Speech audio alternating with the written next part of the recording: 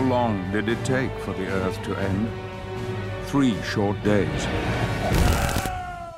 So I've been making games for about 20 years. I've worked on just about every platform since the Game Boy. It almost shows my age if I say I've probably worked on about 120 games. Mike has an amazing grasp of old school gameplay and a massive love of that core gameplay. We have 3 studios, 2 in Canada, 1 here over in the States, over in Emeryville. And we work on a lot of boutique type games. Paramount to give us the opportunity to work on pretty much any game we wanted to in the Paramount catalog. Immediately the game that jumped out was War of the Worlds. We talked to him a little bit about the ideas and some thoughts we had about it, but ultimately we settled on would not be the Spielberg movie and not be the 1953 movie, but something that was a little bit in between and something that could be our own. That this guy is in the middle of London, is dead London, and all he has is himself, and it's a very personal story even though there's this massive story happening around it. We chose to go with 2D for War of the Worlds. We could have easily done a 3D side-scrolling game, but ultimately when we started this game, we were thinking something along the lines of a 16-bit Genesis-style game. A lot of the games that inspired this whole look and feel were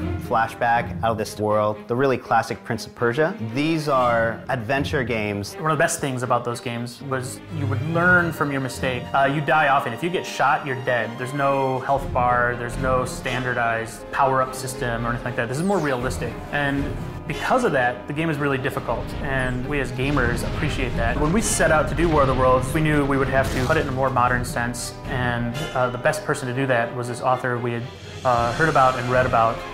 His name's Chris Fowler. I've read everything he's ever done, and I really didn't trust anybody else to write our War of the Worlds story in London.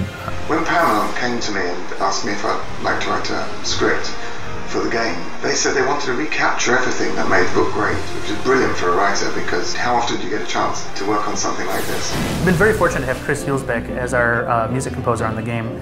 I grew up with the Commodore 64, and some of my favorite music on that system came from Chris. So very early on, Paramount decided that they wanted to go with real-life orchestra on this project, and so we found an orchestra in Macedonia. There was a funny day when everybody's like picking their favorite person to narrate, and it pretty much across the board was Patrick Stewart. We were very lucky that he said yes, and it was amazing working with him. He's such a talented person. The slight nuances in his voice can change the meaning in incredible ways I never realized that could happen. Just as I had watched amoeba moving about on my microscope slide, so the Martians saw us.